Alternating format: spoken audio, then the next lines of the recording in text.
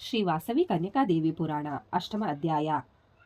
ಸಾಲಂಕಾಯನ ಮಹರ್ಷಿಯು ಮಣಿಗುಪ್ತಾದಿಗಳಿಗೆ ಕುಸುಮಶ್ರೇಷ್ಠಿಯ ಪೂರ್ವ ವಂಶಕ್ರಮವನ್ನು ರಾಜ್ಯ ಪರಿಪಾಲನೆಯ ವಿಶಿಷ್ಟತೆಯನ್ನು ಕುರಿತು ತಿಳಿಸಿದ ಬಳಿಕ ಶ್ರೀ ವಾಸವಿ ಕನ್ಯಕಾವತಾರದ ಕಥೆಯ ಬಗ್ಗೆ ಹೀಗೆ ಹೇಳತೊಡಗಿದರು.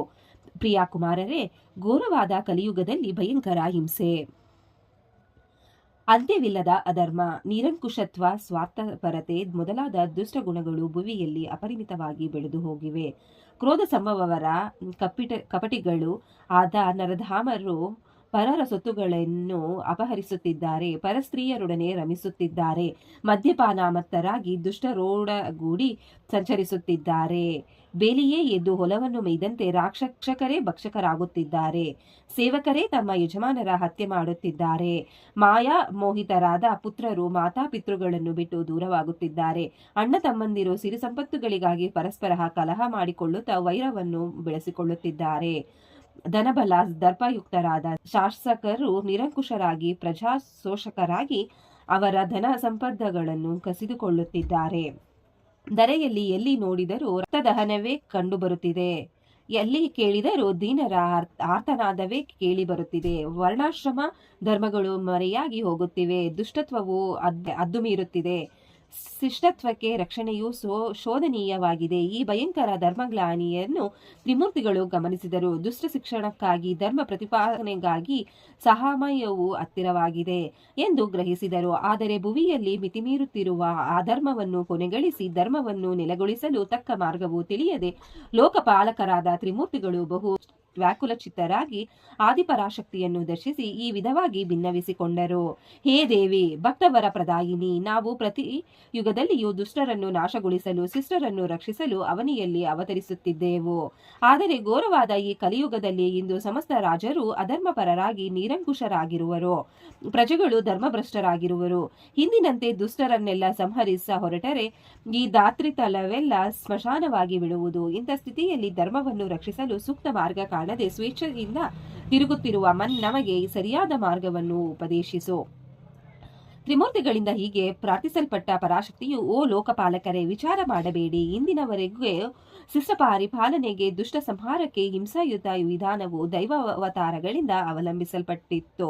ಆದರೆ ಈ ಯುಗದಲ್ಲಿ ಹಿಂಸಾಯುತ ಮಾರ್ಗದಿಂದ ದುಷ್ಟರನ್ನು ಸಂಹರಿಸದೆ ಅಹಿಂಸಾಯುತ ವಿಧಾನದಲ್ಲಿ ಅವರಲ್ಲಿಯ ದುಷ್ಟತ್ವವನ್ನು ಅಂತ್ಯಗೊಳಿಸುವ ಮಾರ್ಗವೇ ಅನುಸರಣೆಯಾಗಿದೆ.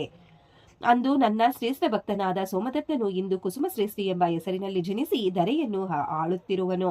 ನಾನು ಆತನಿಗೆ ಪುತ್ರಿಕೆಯಾಗಿ ವಾಸವಿ ಕನ್ಯಕೆ ಎಂಬ ನಾಮದಿಂದ ಅವನಲ್ಲಿ ಅವತರಿಸುವೆನು. ಬಳಿಕ ಪ್ರೇಮ, ಶಾಂತಿ, ಸತ್ಯ, ತ್ಯಾಗಗಳೆಂಬ ಗುಣಗಳನ್ನು ಆಯುಧಗಳಾಗಿ ಮಾಡಿಕೊಂಡು ಅಹಿಂಸಾ ಮಾರ್ಗವನ್ನು ಅವಲಂಬಿಸಿ ವಿನೂತನ ವಿಧಾನದಲ್ಲಿ ಪ್ರಪಂಚದಲ್ಲಿ ಧರ್ಮ ಸ್ಥಾಪನೆ ಮಾಡುವೆನು. ನಿರಂಕುಶತ್ವವನ್ನು ಅಳಿಸಿ ಹಾಕಿ ವರ್ಣಾಶ್ರಮ ಧರ್ಮಗಳನ್ನು ಸಂರಕ್ಷಿಸುವೆನು. ಶಾಂತಿ ಅಹಿಂಸೆಗಳಿಂದ ಶತ್ರುಗಳನ್ನು ಎದುರುಗೊಂಡು ಅವರನ್ನು ಜಯಿಸುವ ವರ್ಗವನ್ನು ಪ್ರಪಂಚಕ್ಕೆ ಬೋಧಿಸುವೆನು. ಈ ಕಲಿಯುಗದಲ್ಲಿ ಧರ್ಮೋದ್ಧಾರಕ್ಕೆ ಅಹಿಂಸಾ ಪಥವೊಂದೇ ಅನುಸರಣೆಯುವವು ಎಂದು ಬೋಧಿಸಿದಳು. ಆ ಜಗನ್ಮಾತೆಯು ಆಚರಿಸಲು ಯೋಜಿಸಿದ ಅದ್ಭುತ ವಿಧಾನವನ್ನು ಕುರಿತು ಕೇಳಿದ ತ್ರಿಮೂರ್ತಿಗಳು ಸಂತುಷ್ಟ ತರಂಗದಿಂದ ಗಳಿಗೆ ಹಿಂದಿರುಗಿದರು. ಪುತ್ರ ಕಾಮೇಷ್ಟಿಯಾಗ ವಾಸವಿ ವಿರೂಪಾಕ್ಷರ ಜನನ. ಇಲ್ಲಿ ವೈಶ್ಯರಾಜ್ಯವನ್ನು ಪ್ರಜಾನುರಂಜಕವಾಗಿ ಪಾಲಿಸುತ್ತಿದ್ದ ಧರ್ಮಮೂರ್ತಿಯಾದ ಕುಸುಮಶ್ರೇಷ್ಠಿಗೆ ಬಹುಕಾಲದವರೆಗೂ ಸಂತಾನ ಪ್ರಾಪ್ತಿಯಾಗಲಿಲ್ಲ. ಆ ಕಾರಣವಾಗಿ ಅವನು ಅತೀವ ಸಂತಾಪದಿಂದ ಗುರುವಾದ ಭಾಸ್ಕರಾಚಾರ್ಯನಲ್ಲಿ ತನ್ನ ದುಃಖವನ್ನು ಕುರಿತು ಭಿನ್ನವಿಸಿಕೊಂಡನು. ಆಗ ಭಾಸ್ಕರಾಚಾರ್ಯರು ಅವನನ್ನು ಸಮಾಧಾನಗೊಳಿಸಿ, ಮಹಾರಾಜ, ನೀನು ದುಃಖಿಸುವ ಕಾರಣವಿಲ್ಲ. ಪೂರ್ವದಲ್ಲಿ ಇಂದ್ರ ಸಮಾನನಾದ ದಶರಥ ಮಹಾರಾಜನು ಸಂತಾನ ಅರ್ಥಿಯಾಗಿ ವಸಿಷ್ಠ ಮಹರ್ಷಿಯ ಆಜ್ಞೆಯಂತೆ ಪುತ್ರ ಕಾಮೇಷ್ಟಿ ಯಾಗವನ್ನು ಆಚರಿಸಿ ರತ್ನಗಳಂತ 4 ಪುತ್ರರನ್ನು ಹೊಂದಿದನು. ನೀನು ಪುತ್ರ ಕಾಮೇಷ್ಟಿ ಯಾಗವನ್ನು ಆಚರಿಸಿ ಪುತ್ರಿಕೆಯರನ್ನು ಪಡೆದುಕೋ ಎಂದು ಬೋಧಿಸಿದನು. ನಂತರ ಕುಸುಮಶ್ರೇಷ್ಠಿಯು ಗುರುವಿನಾಣತಿಯ ಮೇರೆಗೆ ಯಾಗಾದೀಕ್ಷೆಯನ್ನು ವಹಿಸಿ ವೇದೋಕ್ತ ವಿಧಿಯಿಂದ ಮಹಾವೈಭವವಾಗಿ ಭಾಸ್ಕರಾಚಾರ್ಯರ ಆಧ್ವರ್ಯದಲ್ಲಿ ಸಕಲ ಬಂಧು ಮಿತ್ರ ವಿಪ್ರೋತ್ತಮ ಸಮೇತನಾಗಿ ಪುತ್ರ ಕಾಮೇಷ್ಟಿ ಮಹಾಯಜ್ಞವನ್ನು ನಿರ್ವಹಿಸಿದನು. ಪರಾಶಕ್ತಿಯು ಸಂತೋಷಿಸಿ ಯೋಮಕುಂಡದಲ್ಲಿ ಪ್ರತ್ಯಕ್ಷಳಾಗಿ ನಿಂತು ಕುಸುಮಶ್ರೇಷ್ಠಿಗೆ ಒಂದು ಮಹಾ ಸುವರ್ಣದ ಪಾಯಸ ಪಾತ್ರೆಯನ್ನು ನೀಡಿದಳು. ಹೀಗೆ ಪರಾಶಕ್ತಿಯ ಪ್ರಸಾದದಿಂದ ಹೊಂದಿದ ಪಾಯಸ ಪಾತ್ರೆಯನ್ನು ಕುಸುಮಶ್ರೇಷ್ಠಿಯು ತನ್ನ ಪತ್ನಿಗೆ ಕೊಟ್ಟನು. ಆಕೆಯು ಪರಮ ಭಕ್ತಿಯಿಂದ ಅದನ್ನು ಭುಜಿಸಿ ಅದರ ಫಲವಾಗಿ ಗರ್ಭವನ್ನು ಧರಿಸಿದಳು. ಗರ್ಭವತಿಯಾದ ಕುಸುಮಾಂಬೆಗೆ 4 ಮಾಸಗಳು ತುಂಬಿದ ಕೂಡಲೇ ಗರ್ಭ ರಕ್ಷಣೆಗಾಗಿಯೂ ಶಕ್ತಿವಂತವಾದ ಸಂತತಿಗಾಗಿಯೂ ಗೃಹ ಸ್ವೋಕ್ತ ಪ್ರಕಾರ ಕುಸುಮಶ್ರೇಷ್ಠಿಯು ಪುಸ್ತವನ ಸಂಸ್ಕಾರವನ್ನು ಮಾಡಿಸಿದನು. 7ನೆಯ ಮಾಸದಲ್ಲಿ ಗರ್ಭಸ್ಥ ಶಿಶುವಿನ ಕ್ಷೇಮಕ್ಕಾಗಿ ಸೌಭಾಗ್ಯದಾಯಕವಾದ ಸೀಮೋಂತನಯನ ಸಂಸ್ಕಾರವನ್ನು ನಡೆಸಿದನು. ಆನಂತರ ವೈಶಾಖ ಮಾಸದಲ್ಲಿ ಪುನರ್ವಸು ನಕ್ಷತ್ರದಲ್ಲಿ ಮಂಗಳಕರ ಶುಕ್ರವಾರದ ಶುಕ್ಲಪಕ್ಷ ದಶಮಿಯ ದಿನದಂದು ಶುಭಗೃಹಗಳೆಲ್ಲ ಉಚ್ಚಸ್ಥವಾದ 3 ಗ್ರಹಗಳು ಕೂಡಿ ಶುಭನಗ್ಲದಲ್ಲಿ ಶುಭ ದೃಷ್ಟಿಯಿಂದ ಇರುವಾಗ ಆಕಾಶದಲ್ಲಿ ಕೋಟಿ ಸೂರ್ಯ ಪ್ರಭವಿಸಮಾನವಾದ ಮಿಂಚೊಂದು ಪ್ರಕಾಶಿಸಿತು. ಕುಸುಮಾಂಬೆಯ ಮಂದಿರವು ಕೋರೈಸುವ ಬೆಳಕಿನಿಂದ ತುಂಬಿ ಹೋಗಿತು. ಮಂದಿರದಲ್ಲಿ ಇದ್ದವರೆಲ್ಲ ಆ ಕಾಂತಿಯನ್ನು ನೋಡಲಾಗದೆ ಒಂದು ಕ್ಷಣ ಕಣ್ಣುಗಳನ್ನು ಮುಚ್ಚಿಕೊಂಡರು. ಕುಸುಮಾಂಬೆಗೆ ತನ್ನ ಗರ್ಭದಿಂದ 2 ದಿವ್ಯ ಜ್ಯೋತಿಗಳು ಹೊರಟಂತೆ ವಿಚಿತ್ರಾನುಭವ ಉಂಟಾಯಿತು. ಎಲ್ಲರೂ ಕಣ್ಣ ತೆರೆಯುವಷ್ಟರಲ್ಲಿ ಕುಸುಮಾಂಬೆಯ ತಲ್ಪದ ಮೇಲೆ ಕೋಟಿ ಹುಣ್ಣಿಮೆಗಳ ಕಾಂತಿಯಿಂದ ಹೊಳೆಯುತ್ತಿರುವ ಶಿಶುದ್ವಯರು ಕಾಣಿಸಿದರು. ರಾಜನಿಗೆ ಓರ್ವ ಕುಮಾರಿಯೂ ಓರ್ವ ಕುಮಾರನು ಅವಳಿಗಳಾಗಿ ಜನ್ಮಿಸಿದರೆಂಬ ವಾರ್ತೆ ನಗರದೆಲ್ಲೆಡೆ ವ್ಯಾಪಿಸಿತು. ಕುಸುಮಶ್ರೇಷ್ಠಿಯು ತನ್ನ ಪುತ್ರರನ್ನು ನೋಡಿ ಆನಂದ ಸಾಗರದಲ್ಲಿ ತೇಲಿದನು. ಕುಸುಮಾಂಬೆಗೆ ಆ ಬಾಲಿಕೆಯು ತಮ್ಮ ಕುಲದೈವವಾದ ಪರಾಶಕ್ತಿಯಾಗಿಯೂ ಬಾಲಕನು ಈಶ್ವರನಾಗಿಯೂ ಗೋಚರಿಸಿ ಸಂಭ್ರಮಾಶ್ಚರ್ಯಗಳು ಉಂಟಾದವು. ಕುಸುಮಶ್ರೇಷ್ಠಿಗೆ ಆ ಬಾಲಕಿಯು ತೇಜೋಮಯಿಯೂ ದಿವ್ಯ ರೂಪಿಣಿಯೂ ಚತುರ್ಭುಜೋಪೇತಳೋ ಶುಕ ಪದ್ಮಪಾಶ ವಿಪಂಚಧಾರಿಣಿಯಾಗಿಯೂ ಚಂದ್ರಕೋಟಿ ಸಮಕಾಂತಿಯಿಂದ ಬೆಳಗುವವಳು ಬಹುವಿಧ ದಿವ್ಯಭರಣ ಭೂಷಿತಳು ರತ್ನ ಕಾಂಚನ ಕಿರೀಟಧಾರಣಿಯು ಹಾಗೆ ಸುವರ್ಣ ವರ್ಣೋಜ್ವಲ ಲತಾತನ್ವಿಯಾದ ಪರಾಂಬಿಕೆಯಾಗಿ ಸಾಕ್ಷಾತ್ಕರಿಸಿದಳು. ಆ ದೇವಿಯರನ್ನು ನೋಡಿ ಕುಸುಮಶ್ರೇಷ್ಠಿಯು ಆಶ್ಚರ್ಯಚಕಿತನಾದನು. ಅಷ್ಟರಲ್ಲಿ ದೇವಿಯು ಅವನಿಗೆ ದಿವ್ಯ ಜ್ಞಾನವನ್ನು ಪ್ರಸಾದಿಸಿ ಗಂಭೀರ ಚಕ್ಕೆಯಿಂದ ವತ್ಸ ನಿನಗೆ ಮಂಗಳವಾಗಲಿ. ನೀನು ಪೂರ್ವಜನ್ಮದಲ್ಲಿ ಸಮಾಧಿ ಎಂಬ ತಪಸ್ವಿಯು ಅಂದಿನ ನಿನ್ನ ಅಮೋಘವಾದ ತಪೋಬಲಾತಿಶಯದಿಂದ ಅಖಿಲ ಲೋಕೇಶ್ವರಿಯಾದ ನನ್ನನ್ನು ಇಂದು ಕುಮಾರಿಯಾಗಿ ಹೊಂದಿದೆ ಎಂದೇ ಹೇಳಿ ಅಂತರ್ಧನಾದಳು. ಕೂಡಲೇ ಮಾಯೆಯಿಂದ ಮುಸುಕಲ್ಪಟ್ಟ ಕುಸುಮಶ್ರೇಷ್ಠಿಯು ಅದನ್ನು ಸ್ವಪ್ನ ಸಮಾನವೆಂದು ಭಾವಿಸಿ ಪ್ರಕೃತ ಮಾನವನಂತೆ ಮೋಹಿತನಾದನು. ಕೂಡಲೇ ಮಾಯೆಯಿಂದ ಮುಸುಕಲ್ಪಟ್ಟ ಕುಸುಮಶ್ರೇಷ್ಠಿಯು ಅದನ್ನು ಸ್ವಪ್ನ ಸಮಾನವೆಂದು ಭಾವಿಸಿ ಪ್ರಾಕೃತ ಮಾನವನಂತೆ ಮೋಹಿತನಾದನು. ಕುಸುಮಶ್ರೇಷ್ಠಿಯ ಆಜ್ಞೆಯಂತೆ ಪೆನುಗೊಂಡೆಯ ಸಮಸ್ತ ದೇವಾಲಯಗಳಲ್ಲಿ ಅರ್ಚನಾದಿ ಮಹೋತ್ಸವಗಳನ್ನು ನಡೆಸಲಾಯಿತು. ವಿಪ್ರೋತ್ತಮರಿಗೆ ಷೋಡಶ ಮಹಾದಾನಗಳನ್ನು ನೀಡಲಾಯಿತು. ಪೆನುಗೊಂಡೆ ನಗರವು ಆನಂದೋತ್ಸಾಹ ಸಂಭ್ರಮಗಳಿಂದ ತುಂಬಿ ಹೋಯಿತು. ವಾಸವಿ ವಿರೂಪಾಕ್ಷರಿಗೆ ನಡೆದ ಬಾಲ್ಯ ಸಂಸ್ಕಾರ ವಿಧಿಗಳು. ಆಗ ಭಾಸ್ಕರಾಚಾರ್ಯರು ನವಜಾತ ಶಿಶುಗಳಿಗೆ ನಾಭಿಛೇದ ಮಾಡಿಸಿ ಮಧುಘೃತಗಳನ್ನು ಸವರಿದ್ದ ಸುವರ್ಣ ಸಲಾಕೆಯಿಂದ ಮಕ್ಕಳ ನಾಲಿಗೆಗಳ ಮೇಲೆ ಓಂಕಾರವನ್ನು ಬರೆದು ಅವರಿಗೆ ವಿದ್ಯುಕ್ತವಾಗಿ ಜಾತಕರ್ಮ ಸಂಸ್ಕಾರವನ್ನು ಮಾಡಿಸಿದರು. ಆ ಶಿಶುಗಳು ಜನಿಸಿದ 11ನೆಯ ದಿನದಂದು ಕುಸುಮಶ್ರೇಷ್ಠಿಯು ಅವರಿಗೆ ನಾಮಕರಣ ಸಂಸ್ಕಾರವನ್ನು ವೈಭವೋಪೇತವಾಗಿ ನಡೆಸಲು ಏರ್ಪಾಟುಗಳನ್ನು ಮಾಡಿಸಿದನು. ಗುರು ಭಾಸ್ಕರಾಚಾರ್ಯರು ಹಾಗೂ ಜ್ಯೋತಿಷಿಗಳು ಮಹಾ ತೇಜೋವಂತರಾದ ಆ ಶಿಶುಗಳ ಜಾತಕಗಳಲ್ಲಿ ಊಹಾತೀತ ವಿಶೇಷಗಳು ಕಂಡುಬಂದುದನ್ನು ಪರೀಕ್ಷಿಸಿ ಕುಸುಮಾಂಬೆಗೆ ಉಂಟಾದ ದಿವ್ಯಾನುಭೂತಿಯನ್ನು ಕುರಿತು ತಿಳಿದುಕೊಂಡು ಆ ಬಾಲಬಾಲಿಕೆಯರಿಗೆ ಯಾವ ಹೆಸರುಗಳನ್ನಿಡಬೇಕು ಎಂದು ದೀರ್ಘಾಲೋಚನೆಯಲ್ಲಿ ಮಗ್ನರಾಗಿರುವಾಗ ಸಹಸ್ವಾದಿಕ ಮಧುರ ಮಂಜುಳ ವೀಣಾ ನಿನಾದ ಸದೃಶವಾದ ಒಂದು ಅಶರೀರವಾಣಿಯು ಪೂರ್ವದಲ್ಲಿ ಆ ಬಾಲಿಕೆಯು ವಿಷ್ಣುವಾದ ವಾಸುದೇವನಿಗೆ ಸೋದರಿಯಾಗಿ ಆವಿರ್ಭವಿಸಿದ್ದಾಳದ್ದರಿಂದ ಈಕೆ ವಾಸವಿ ಎಂದು ಹೆಸರಿನಿಂದ ಪ್ರಸಿದ್ಧಳಾಗುವಳು. ಪೂರ್ವದಲ್ಲಿ ಈ ದೇವಿಯು ವಿಷ್ಣುವಿನಿಂದ ಯೋಗಮಾಯ ಕನ್ನಿಕೆಯಾಗಿ ಕೀರ್ತಿಸಲ್ಪಟ್ಟವಳಾದ್ದರಿಂದ ಕನ್ಯಕಾ ಎಂಬ ಹೆಸರಿನಿಂದಲೂ ಪ್ರಸಿದ್ಧಳಾಗುವಳು ಎಂದು ನುಡಿಯಿತು. ಈ ನುಡಿಗಳನ್ನು ಕೇಳಿದ ಭಾಸ್ಕರಾಚಾರ್ಯಾದಿ ಪಂಡಿತ ವರ್ಯರು ಆ ಬಾಲೆಗೆ ವಾಸವಿ ಕನ್ಯಕಾ ಎಂದು ನಾಮಕರಣ ಮಾಡಿದರು. ಪರಶಿವನ ತೇಜಸ್ಸಿನಿಂದ ವಿರಾಜಿಸುತ್ತಿದ್ದ ಬಾಲನಿಗೆ ವಿರೂಪಾಕ್ಷನೆಂದು ಹೆಸರಿಟ್ಟರು.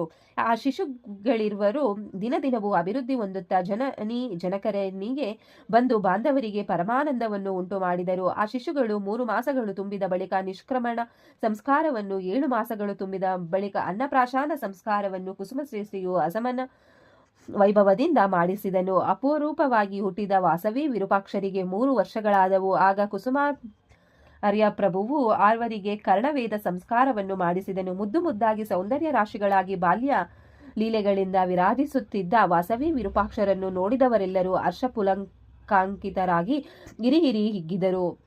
ವಾಸವಿಯಲ್ಲಿ ಆ ಎಳೆತನದಲ್ಲಿಯೇ ಅನೇಕ ವಿಧವಾದ ದಿವ್ಯ ಲಕ್ಷಣಗಳು ಗೋಚರಿಸಿದವು.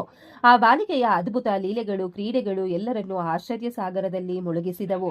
ಸಾಲಂಕಾಯನ ಋಷಿಯಿಂದ ವಾಸವಿ ವಿರೂಪಾಕ್ಷರ ಜನ್ಮವೃತ್ತಾಂತವನ್ನು, ಅವರಿಗೆ ನಡೆಸಿದ ಸಂಸ್ಕಾರವಾದಿ ವಿಶೇಷಗಳನ್ನು ಆಲಿಸಿದ ಮಣಿಗುಪ್ತಾದಿಗಳು ತಮ್ಮ ಗುರುವಿನೊಡನೆ, ಆಚಾರ್ಯವರ್ಯ, ನಿಮ್ಮಿಂದ ಮಹತ್ತರವಾದ ವಿಷಯಗಳನ್ನು ಕೇಳಿ ಧನ್ಯರಾದೆವು.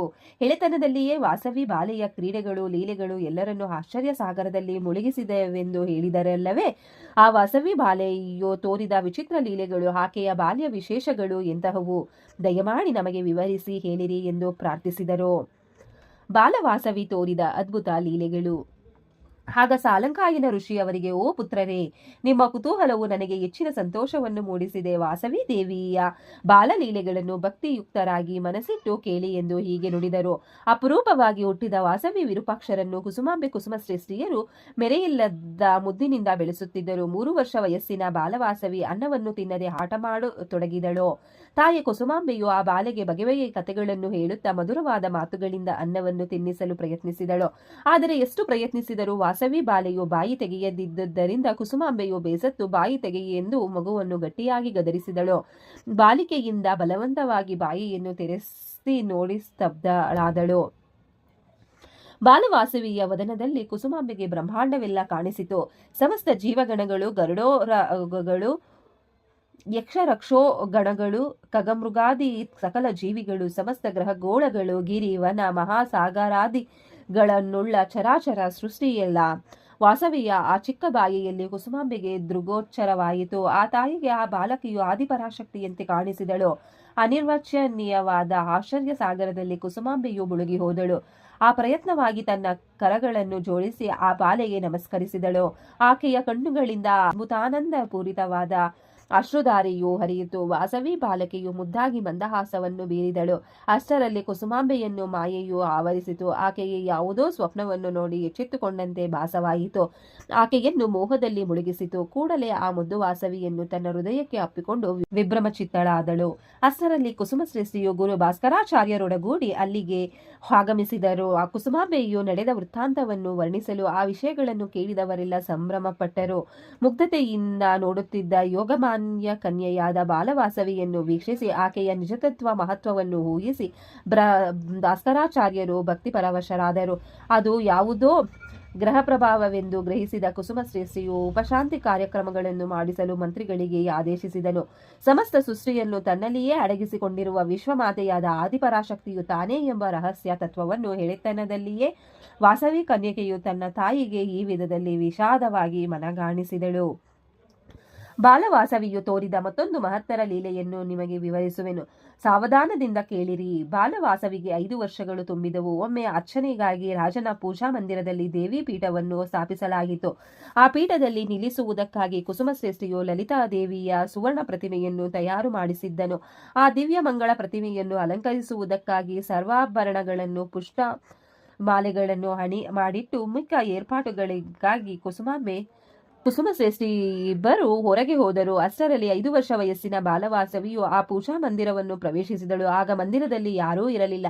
ಬಾಲವಾಸವಿಯು ಅಲ್ಲಿಂದ ಹಾರ, ಕೇಯಾರ, ಕಿರೀಟಾದಿ ಸಮಸ್ತ ಆಭರಣಗಳನ್ನು, ಪುಷ್ಪಮಾಲೆಗಳನ್ನು ತಾನೇ ಧರಿಸಿಕೊಂಡು ಪೂಜಾಪೀಠದ ಮೇಲೆ ಕುಳಿತು ವರದ ಭಯ ಹಸ್ತಮುದ್ರೆಗಳನ್ನು ಪ್ರಕಟಿಸುತ್ತಾ ವಿಲಾಸದಿಂದ ಕಿರುನಗೆ ಬೀರತೊಡಗಿದಳು.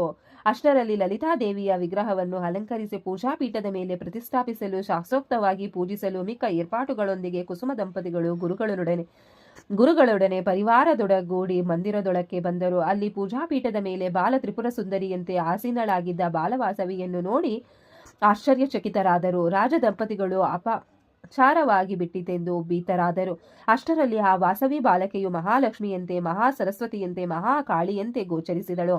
ಅಲ್ಲಿದ್ದವರಲ್ಲಿ ಕೆಲವರಿಗೆ ದುರ್ಗೆಯಾಗಿ, ಮತ್ತೆ ಕೆಲವರಿಗೆ ಚಂಡಿಕೆಯಾಗಿ, ಕೆಲವರಿಗೆ ಕೃಷ್ಣನಾಗಿ, ಮತ್ತೆ ಕೆಲವರಿಗೆ ರಾಮನಾಗಿ, ಇನ್ನು ಕೆಲವರಿಗೆ ವಿದ್ಯಾವಾಸಿನಿಯಾಗಿ ಅವರವರ ಇಷ್ಟ ದೈವಗಳ ರೂಪದಲ್ಲಿ ಸಾಕ್ಷಾತ್ಕರಿಸಿದಳು. ಭಾಸ್ಕರಾಚಾರ್ಯರಿಗೆ ಯೋಗಮಾಯ ಕನ್ಯೆಯಾಗಿ ಗೋಚರಿಸಿದಳು. ಈ ಅದ್ಭುತವನ್ನು ನೋಡಿ ಭಕ್ತಿ ಪರವಶರಾಗಿ ಜಯಘೋಷಗಳನ್ನು ಕೂಗುತ್ತಾ ವಾಸವಿ ಬಾಲೆಗೆ ಭಾರಿ ನಮಸ್ಕರಿಸಿದರು. ಅಷ್ಟರಲ್ಲಿಯೇ ಅವರು ಮಾಯೆಯಿಂದ ಆವೃತರಾದರು. ಕ್ಷಣದಲ್ಲಿ ಅವರಿಗೆ ಕಾಣಿಸುತ್ತಿದ್ದ ದೇವತಾ ರೂಪಗಳು ಅದೃಶ್ಯವಾಗಿ ಬಾಲವಾಸವಿಯು ದೃಗೋಚ್ಚರವಾದಳು. ಕುಸುಮಾಂಬೆಯು ಓಡಿ ಹೋಗಿ ಬಾಲಿಕೆಯನ್ನು ಪೀಠದಿಂದ ಕರೆತಂದು ಬಿತ್ತಚಿತ್ತಳಾಗಿ ಗುರುವರ್ಯರಾದ ಭಾಸ್ಕರಾಚಾರ್ಯರ ಕಡೆಗೆ ನೋಡಿದಳು. ಆಚಾರ್ಯರು ಮಂದಹಾಸ ಬೀರಿ, ಓ ಕುಸುಮಾಂಬ, ಕುಸುಮ ಶ್ರೇಷ್ಠಿಗಳೇ, ನಿಮ್ಮ ಗತಜನ್ಮಗಳ ಪುಣ್ಯವು ಅನಂತವಾಗಿದೆ. ನೀವು ಅಳೆಯಲಾಗದ ಮಹಿಮಾನ್ವಿತಳಾದ ಪುತ್ರಿಕೆಯನ್ನು ಹೊಂದಿರುವಿರಿ. ಆದಿಪರಾಶಕ್ತಿಯು ತನ್ನ ಪ್ರಧಾನ ರೂಪಗಳೆಲ್ಲವನ್ನೂ ಈ ವಾಸವಿ ಬಾಲೆಯಲ್ಲಿ ನಾವು ದರ್ಶಿಸುವಂತೆ ಮಾಡಿರುವಳು. ನಾವೆಲ್ಲರೂ ಧನ್ಯರಾದೆವು ಎಂದು ನುಡಿದರು. ನಂತರ ಲಲಿತಾದೇವಿಯ ಪ್ರತಿಮೆಯನ್ನು ಅಲಂಕರಿಸಿ ಪೂಜಾಪೀಠದಲ್ಲಿ ಪ್ರತಿಷ್ಠಾಪಿಸಿ ಶಾಸ್ತ್ರೋಕ್ತ ವಿಧಿಯಿಂದ ಅರ್ಚನಾದಿ ಮಹೋತ್ಸವವನ್ನು ನಿರ್ವಹಿಸಿದರು. ಬಾಲವಾಸವಿಯ ಲೀಲೆಗಳನ್ನು ಕುರಿತು ಆಂಧ್ರಪ್ರದೇಶದಲ್ಲಿ ಎಲ್ಲೆಡೆ ವಿಚಿತ್ರವಾದ ಚರ್ಚೆಗಳು ನಡೆಯತೊಡಗಿದವು. ಹೀಗೆ ವಾಸವಿ ಬಾಲೆಯು ತನ್ನ ಬಾಲ್ಯದಲ್ಲಿಯೇ ಅನೇಕ ದಿವ್ಯ ಲೀಲೆಗಳನ್ನು ಪ್ರದರ್ಶಿಸಿದಳು ಎಂದು ಹೇಳಿದ ಸಾಲಂಕಾಯನ ಋಷಿಯ ಮಾತುಗಳನ್ನು ಕೇಳಿ ಮಣಿಗುಪ್ತಾದಿಗಳು ಪರವಶರಾದರು. ಅವರು ಅತ್ಯಂತ ಕುತೂಹಲದಿಂದ, ಓ ಗುರುಸತ್ತಮ, ನಿಮ್ಮ ಕೃಪೆಯಿಂದ ಅದ್ಭುತವಾದ ವಿಷಯಗಳನ್ನು ಕೇಳಿ ಕೃತಾಂತರಾದೆವು. ಆನಂತರದ ಕಥೆಯನ್ನು ದಯಮಾಡಿ ಹೇಳಿರಿ ಎಂದು ಪ್ರಾರ್ಥಿಸಿದರು. ಆಗ ಸಾಲಂಕಾಯನವರು ಹೀಗೆ ಹೇಳತೊಡಗಿದರು. ಕುಮಾರರೇ, ಕ್ರಮವಾಗಿ ವಾಸವಿ ವಿರೂಪಾಕ್ಷರಿಗೆ ಭಾಸ್ಕರ ಗುರುಗಳ ಪ್ರೇರಣೆಯಿಂದ ಉಪನಯನ ಸಂಸ್ಕಾರವನ್ನು ಮಾಡಿಸಿದನು. ಉಪನಯನವೆಂದರೆ ವೇದ ವಿದ್ಯಾರ್ಜನೆಗಾಗಿ ಗುರುಗಳ ಬಳಿಗೆ ಕರೆದೊಯ್ಯುವುದು ಎಂದರ್ಥ. ಈ ಉಪನಯನದ ನಂತರವೇ ಅಗ್ನಿಹೋತ್ರವನ್ನಾಚರಿಸುವುದಕ್ಕೂ ಯಜ್ಞಮಯ ಜೀವನವನ್ನು ಪ್ರಾರಂಭಿಸುವುದಕ್ಕೂ ಅಧಿಕಾರವು ಲಭಿಸುವುದು. ಉಪನಯನದಲ್ಲಿ ವಟುಗಳು ಯಜ್ಞೋಪವೀತರ ಧಾರಣೆ ಮಾಡುವರು. ಯಜ್ಞೋಪವೀತದಲ್ಲಿ 3 ಎಳೆಗಳ ಜ್ಞಾನ, ಕರ್ಮ, ಉಪಾಸನೆಗೆ ಚಿಹ್ನೆಗಳು. ಜೀವನು ಶರೀರಧಾರಿಯಾಗಲು ತಾಯಿ ಗರ್ಭದಲ್ಲಿ ಪ್ರವೇಶಿಸುವನು. ಅದು ಜೀವಿಗೆ ಮೊದಲನೆಯ ಜನ್ಮ. ಬಳಿಗೆ ಜ್ಞಾನಾರ್ಜನೆಗಾಗಿ ಆಚಾರ್ಯನ ಗುರುಕುಲ ರೂಪ ಗರ್ಭದಲ್ಲಿ ಪ್ರವೇಶಿಸುವನು. ಅಲ್ಲಿ ಯಜ್ಞೋಪವೀತಧಾರಿಯ ದ್ವಿಜನೆನಿಸುವನು. ಆನಂತರ ಗುರುವು ಅವನಿಗೆ ಗಾಯತ್ರಿ ಮಂತ್ರೋಪದೇಶವನ್ನು ಮಾಡಿ ವೇದಗಳನ್ನು ಬೋಧಿಸಿದನು. ಇದು ವೇದಾರಂಭ ಸಂಸ್ಕಾರವೆನಿಸುವುದು. ಈ ಸಂಸ್ಕಾರವನ್ನು ಹೊಂದಿದ ಬಳಿಕವೇ ಮಾನವನು ಬ್ರಹ್ಮಚಾರ್ಯಾಶ್ರಮವನ್ನು ಪ್ರವೇಶಿಸಿ ಸದಾಚಾರಾನುಷ್ಠಾನದಲ್ಲಿ ನಡೆಯುವನು. ಶ್ರುತಿ ಸ್ಮೃತಿಗಳಲ್ಲಿ ಮೊಟ್ಟಮೊದಲನೆಯ ಮುಖ್ಯ ಧರ್ಮವು ಸದಾಚಾರವೆಂದು ಹೇಳಲ್ಪಟ್ಟಿದೆ. ಸದಾಚಾರದಿಂದಲೇ ಚಿರಾಯುಷ್ಯ, ಚಿರಂಜೀವಿ, ಸಂತತಿ ಮತ್ತು ಸಮಸ್ತ ಸುಗುಣಗಳ ಅಭಿವೃದ್ಧಿಯು ಪ್ರಾಪ್ತಿಯಾಗುವುದು. ಸದಾಚಾರವು ಸರ್ವ ಪಾತಕನಾಶಕವು, ಇಹಪರ ಸುಖದಾಯಕವು. ಅಜ್ಞಾನ ಮೋಹಾಂಧಕಾರದಲ್ಲಿ ಬಿದ್ದು ಬದ್ಧರಾಗಿ ವಿಲಿ ಒದ್ದಾಡುವವರಿಗೆ ಬೆಳಕಿನ ಮಾರ್ಗವನ್ನು ತೋರಿಸುವ ಕೈದೀಪವು. ಸದಾಚಾರದಿಂದ ಸತ್ಕರ್ಮವು ಕೈಗೂಡುವುದು. ಸತ್ಕರ್ಮದಿಂದ ಚಿತ್ತಶುದ್ಧಿಯು, ಅದರಿಂದ ಜ್ಞಾನವು ಉಂಟಾಗುವುದು. ಜ್ಞಾನದಿಂದ ಮುಕ್ತಿ ಲಭಿಸುವುದೆಂದು ಮನು ಹೇಳಿರುವನು. ಸಕಲ ಧರ್ಮಗಳಲ್ಲಿ ಸದಾಚಾರವು ಶ್ರೇಷ್ಠವಾದದ್ದು. ಅದೇ ಪರಮ ತಪಸ್ಸು. ಹೀಗೆ ಸಾಲಂಕಾಯನವರು ಸದಾಚಾರದ ಮಹಿಮೆಯನ್ನು ಕುರಿತು ಮಣಿಗುಪ್ತಾದಿಗಳಿಗೆ ತಿಳಿಸಿಕೊಟ್ಟರು. ಇಲ್ಲಿಗೆ 10ವ ಅಧ್ಯಾಯವನ್ನು ಮುಗಿಸುತ್ತಿದ್ದೇನೆ. ಜೈ ವಾಸವಿ. ವಿಡಿಯೋ ನೋಡಿಕ್ಕೆ ಎಲ್ಲರಿಗೂ ಧನ್ಯವಾದಗಳು. ನಿಮಗೆ ಈ ವಿಡಿಯೋ ಇಷ್ಟ ಆಗಿದ್ರೆ ಪ್ಲೀಸ್ ಒಂದು ಲೈಕ್ ಮಾಡಿ. ನೆಕ್ಸ್ಟ್ ಇನ್ನು ಜಾಸ್ತಿ ವಿಡಿಯೋ ಹಾಕ್ತೀವಿ. ಹಾಗೆ ನಿಮ್ಮ ಫ್ರೆಂಡ್ಸ್ಗೆ ಶೇರ್ ಮಾಡಿ ಮತ್ತೆ subscribe. Thank you very much.